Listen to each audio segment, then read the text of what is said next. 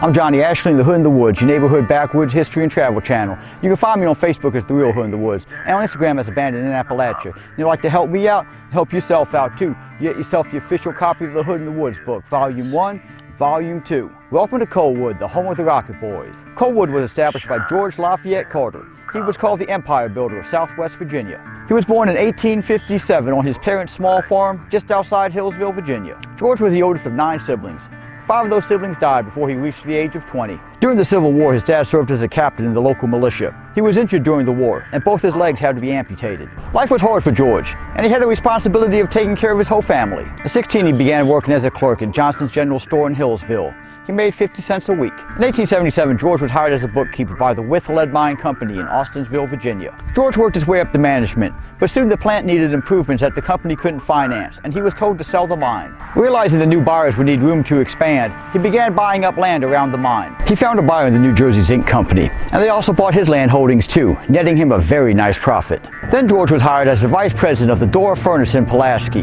After the owner died, he became the president. After acquiring several small furnaces, he merged them into one operation. Then, to improve his properties, he immediately borrowed $400,000 against them. Soon he had developed a quality pig iron called Dora Pig. The biggest expense he had was importing quality coal from Pennsylvania. Pig iron doesn't need quality coal, so he began looking for a local source. He opened up a mine in Wise County, Virginia, and soon that mine had 700 coke ovens working. He bought a few more local furnaces. In 1898, the company was named the Carter Coal and Iron Company. George began collecting large tracts of land to mine for ore and coal. Then he bought a railway to move the product. Everything was going good until a large vein of higher quality ore was discovered in Minnesota. And also, iron began to be replaced by steel. The company had borrowed heavily against their assets, and in 1901, after they missed a loan payment, they were forced into bankruptcy. George's friend, Judge Felger, he heard the bankruptcy case, and George walked away with $500,000 for his share of the company. This is the Hales Wilkinson Carter House in Hillsville, Virginia. The original building was built in 1845 by Field and Hale. It was 3 stories tall, with a commercial space on the first floor and living quarters on the second 2 floors. During the Civil War, Hale sold the property to James Wilkinson for $10,000, Confederate money. The Wilkinson family lived here with their daughter Mayetta, and after she married George Carter, he moved in here too. George Carter added the 4th and 5th floors and put stucco on the exterior. After Mayetta Carter died in 1957, the house was used for the county offices. To connect existing railroads, he began building a line from Chicago to South Carolina. Chicago was the industrial center of the time, and they needed as much coal as they could get. In 1902, George bought the land that the town of Coalwood would be built on. George had already established a town, Kingsport, Tennessee, and he'd also run a company town, Austensville, Virginia. Coalwood was established in 1905. George had built a model town, a place to be proud of. Before the coal boom, there was few roads or rail in McDowell County, and most of the population worked as subsistence farmers. He needed nice houses to attract his workers, and the company store, the only store around, was stocked with quality goods. The Coalwood Company store was built here in 1912. It was demolished in 2008, and the land was turned into a park. By 1912, George had organized his holdings, and he founded the Carter Coal Company. Even though it was rare at the time, Coalwood was built with indoor plumbing. He built a school and a church, and he hired a doctor and dentist to care for the town. He also bought an additional 16,000 acres in the hills around Coalwood. Besides the mine in Coalwood, he had another one in nearby Creta. On April 5, 1905, the first trainload of coal left these mines. This is the Carter Coal Company store in nearby Coretta. It was built in 1922. In 1916, George left Tennessee and he moved his family to Coalwood. They lived in the clubhouse. He had a 3rd floor added for his son, Jesse Walter, to live in. George had put a lot of time and effort into Coalwood, and he was ready for his payoff. In 1922, he sold it for $17 million to the Consolidated Coal Company. Over the next few years, Consolidated Coal invested a few more $1 million into the mine in town.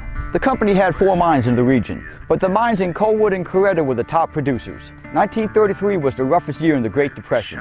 Nationwide, unemployment was at 25.2%. That same year, Consolidated Coal defaulted on the loan to buy Coalwood, and the property was repossessed by George. Also in 1933, the mines in Coalwood unionized. 3 years later, in 1936, George died, and the company was taken over by his son, James. The Bituminous Coal Act was passed in 1935 as part of FDR's New Deal. James sued, and in 1936, the case reached the Supreme Court. He won when the law was declared unconstitutional. You usually don't think of the Navy as invading mountainous landlocked locations, but Coalwood's different. In 1945, during World War II, the United Mine Workers went on strike. The Navy needed the high-quality coal to power their ships, so for 6 months they sent troops to Coalwood to end the labor dispute. In 1945, the Navy parked a destroyer right here so they could shell Coalwood. Not really, I made that up. In 1947, Coalwood was sold to an investment firm from Youngstown, Ohio. They formed the Olga Mining Company. In 1956, the Olga Coal Company began selling the company homes to its residents. In 1956, the Coalwood mine shaft and the Creta mine shaft were linked with an underground tunnel. In 1959, the Olga Coal Company tore down the tipple in Coalwood, and they began moving all the coal to the surface in Creta. The Cold War was frozen solid, and the Soviets had established themselves as a nuclear power. On October 4, 1957, the Soviets launched the first satellite into space. It was called Sputnik. The nation feared that either the Soviets could attack us from space, or that they had developed a weapons system that could launch in the USSR and deliver a nuclear payload to America. A few years later, those fears would be confirmed when Soviet rockets were spotted in Cuba, sparking the Cuban Missile Crisis. Anyway, back to Coalwood. On a crisp autumn's evening, the townsfolk gathered outside to watch Sputnik float over their little valley. The mine superintendent, Homer Sr., he had two sons, Jim and Homer Jr. Watching that little blinking light flash across the sky had a lasting effect on Homer Jr. Little Homer wanted to build a rocket, and he enlisted 4 friends to help him. This is the mine's machine shop. He began researching about rockets, and soon he was trying to build them. Coal was on the decline, and since all the coal was being brought up at the Creta mine shaft, Norfolk and Western began pulling up the lines going to Coalwood.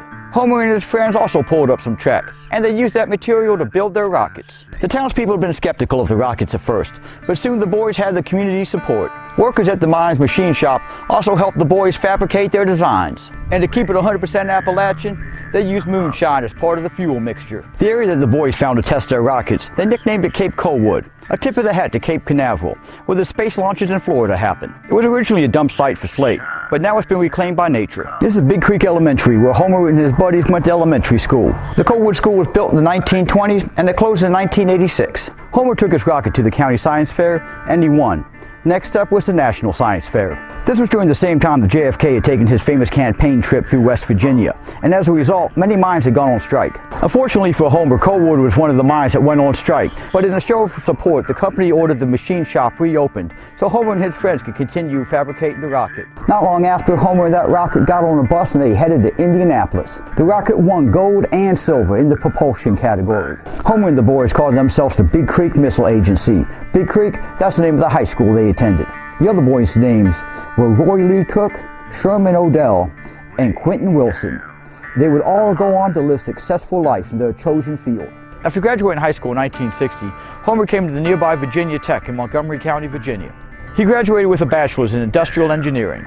He also designed a cannon that was fired during football games. It was cast from belt buckles collected by the school's Corps of Cadets. In 1967, he volunteered for the Army as a lieutenant, and he was sent with the 4th Infantry to serve in the jungles of South Vietnam. He spent most of his time in the military being a mechanic and maintaining their vehicles, but there's a reason why everyone in the Army is trained to be infantry.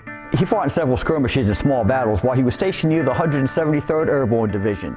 In an interview, he would later call the 173rd a Viet Cong magnet. He said, anytime you're around those guys, expect to get hit. A few skirmishes were fought before the Viet Cong decided to attack the section of the perimeter that Homer and his men were protecting. Our wire was full of the Viet Cong, and we fought through the night, Homer said in an interview. For his actions that day, he was awarded a Bronze Star. After leaving the Army, he worked for the Army Missile Command on the Hellfire missile program. Later, he worked for NASA's Marshall Space Flight Program in Huntsville, Alabama. He worked on an experimental modular that was carried inside the space shuttle's cargo bay. Later, he would transition into astronaut training. In 1984, Homer won the Alabama Distinguished Service Award for helping save a crew and passengers of a ship that sank in the Tennessee River. Around 1970, the ventilation system in the mine that was built by Homer Sr. failed. Alarm sounded, and Homer Sr. led the rescue party into the mine. Homer Sr. lost his eye in the blast, and another miner called Ike Pulaski, he died when a slab of the ceiling fell and crushed him. After returning from Vietnam, Homer began writing. At first, he only wrote about his experience as a scuba diver instructor for magazines. His first book published was called Torpedo Junction, and it was a World War II story about battling German submarines off America's East Coast. Many of these submarine wrecks Homer explored while scuba diving. After retiring from NASA in 1998, he wrote an autobiographical novel called The Rocket Boys of McDowell. Not long after it was published, it was made into a movie called October Sky. In 1995, years before Rocket Boys of McDowell was published, the Smithsonian Magazine published a 2,000-word article written by Homer called The Big Creek Missile Agency. Since then, he's written multiple other books about growing up in Coalwood. Every fall, Coalwood used to have an October Sky Festival, but now that's been moved to Beckley. Homer's brother Jim didn't get as much mainstream attention, but down here, he's a local celebrity. In 1957, he would have been in the 10th grade when he played for the Owls during their undefeated 10-0 season. There was some weird system of calculating who went to the playoffs. And even though the Owls averaged 31 points per game compared to their opponent's 6, they didn't make the cut. Combined from 1955 to 1957, the Owls' record was 28-1. Jim was one of the captains his senior year, and after he graduated, he went to play the All-Star game between Virginia and West Virginia. 6 of the 11 starters from that 1957 undefeated season would get football scholarships to play in West Virginia or Virginia. Jim was one of the ones who got the scholarship, and he came down the mountain to play football at Virginia Tech, where he played both offense and defense. After graduating, he stayed at Tech, where he worked as a strength and conditioning coach.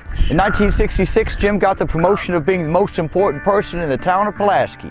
He got the job as a high school football coach. He coached here until 1972. That year, the school district consolidated, leaving only one high school in the county. After school in Pulaski closed, he moved to Roanoke to coach at Northside High School. At this point, his coaching record was 45 wins, 27 losses, and 7 ties. If you don't know, Roanoke's one county east of Montgomery, and Pulaski's one county west. Coalwood, that's about 3 counties northwest from here. He coached at Northside until 2005, and he had a record of 184 wins and 144 losses. During his time as a coach, he won Coach of the Year 5 times. In 2008, Northside High School named their stadium after him, and he was given a Lifetime Achievement Award. In 2016, Jim was put into the Roanoke Valley Sports Hall of Fame, and in 2018, he was added to the McDowell County Sports Hall of Fame. Throughout the 60s, 70s, and 80s, ownership of the mine switched hands several times. In 1980, the LTV Corporation bought the mine, and in 1986, they closed it for good. The company houses that couldn't be sold to the employees were placed on the market.